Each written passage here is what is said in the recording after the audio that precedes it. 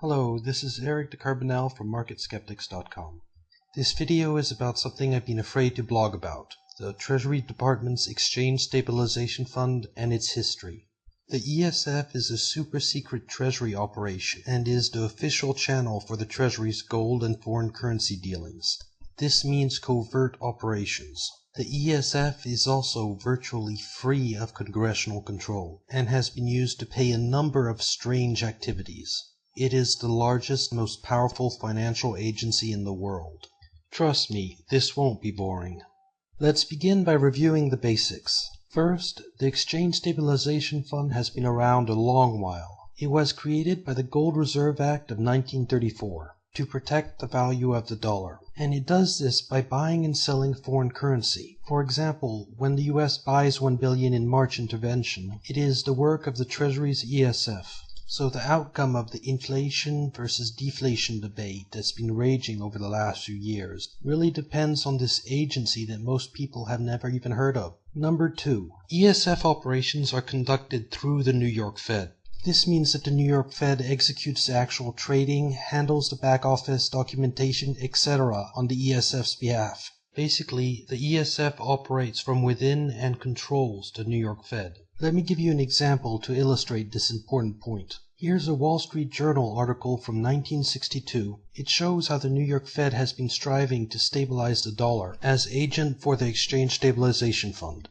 In other words, a large part of the New York Fed staff work for the ESF defending the dollar. The New York Fed essentially is the ESF.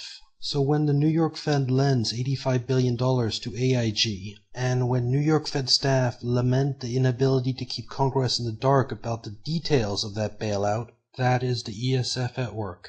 Number 3. The Treasury's ESF controls international finance. What most people don't realize is that the Secretary of the Treasury is the Chief International Monetary Policy Official of the United States, and the ESF helps carry out these responsibilities. What this means is the Fed takes directions from the Treasury Department on international monetary affairs. So in the international arena, the Fed's independence is limited. The Treasury controls international finance, and the Fed does what it's told to do.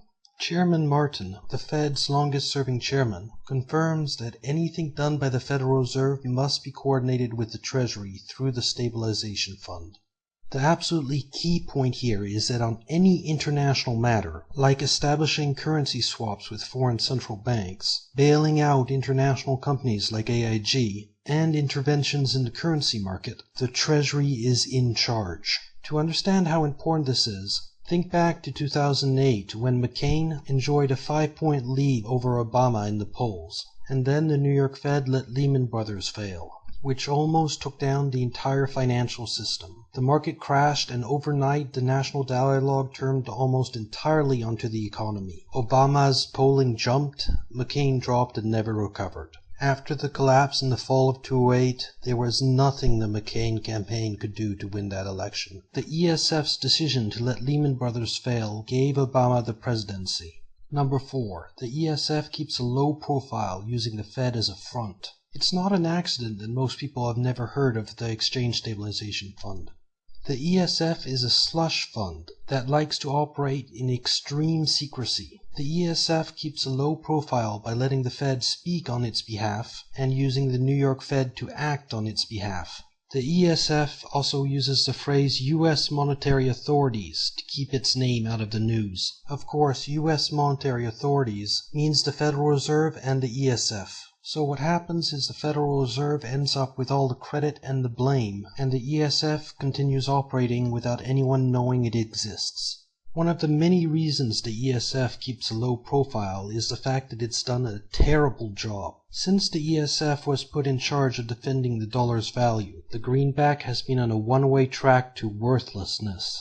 Notice that for the period of time that the Federal Reserve was in charge of defending the dollar, it did its job. The dollar kept its value right up to the Gold Reserve Act of 1934, when all the Fed's powers were transferred to the Treasury's ESF.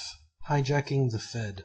To understand how the Treasury took control of the Federal Reserve, we need to look at the congressional hearings held in 1934. The Gold Reserve Act was the most important bill to come before Congress since the Civil War. Because it destroyed America's central bank. It fundamentally shifted responsibility from the Federal Reserve System to the Treasury in the only matters in which the control of the currency and credit really matter. Even before this bill, the Secretary of the Treasury was practically dominating the Fed. The Gold Reserve Act gave the Treasury the means to completely control the Federal Reserve.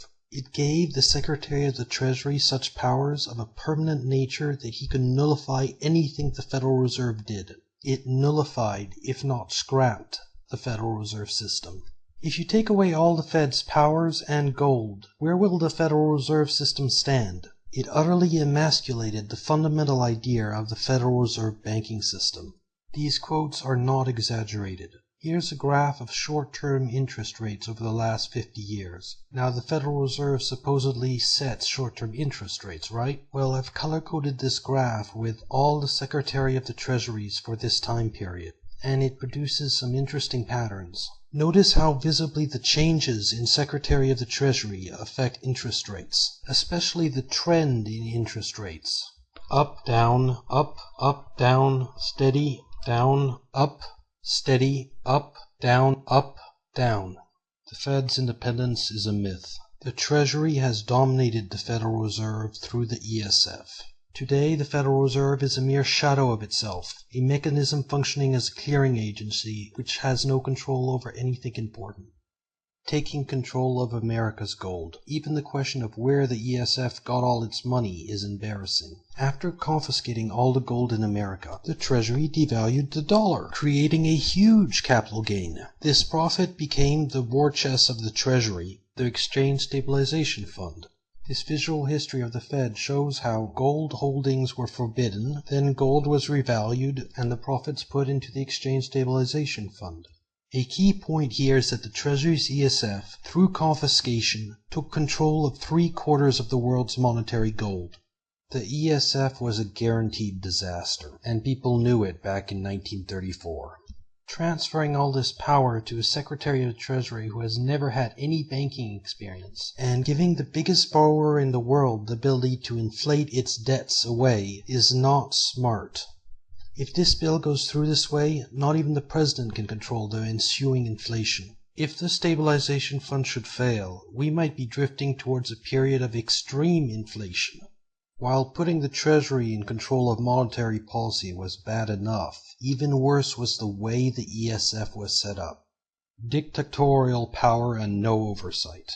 Section 10 of the Gold Reserve Act states that the sum of $2 billion will be deposited in the ESF under the exclusive control of the Secretary of the Treasury, whose decisions shall be final and not subject to review by any other officer of the United States. Handing that much money to one man is something that should have kept people up at night. The man does not live, never has lived, and never will live, who has the ability to single-handedly manage so large a fund. Furthermore, there was no limit to what the Secretary of the Treasury could do with that money. The bill's wording gave the Treasury unlimited authority to deal in almost anything. Worse still, because the ESF was conceived to operate in secret, Congress decided to never look at what it was doing. Since its creation in 1934, the ESF has operated with no congressional oversight whatsoever. Secrecy about what the government does with people's money is never healthy. The Gold Reserve Act centered in the hands of the Secretary of the Treasury dictatorial powers, far too much power to place in the hands of one man. And, as my great-grandfather Frank Vanderlip states, the Secretary of the Treasury would have a lot of things to do, and power to do them that a banker would not.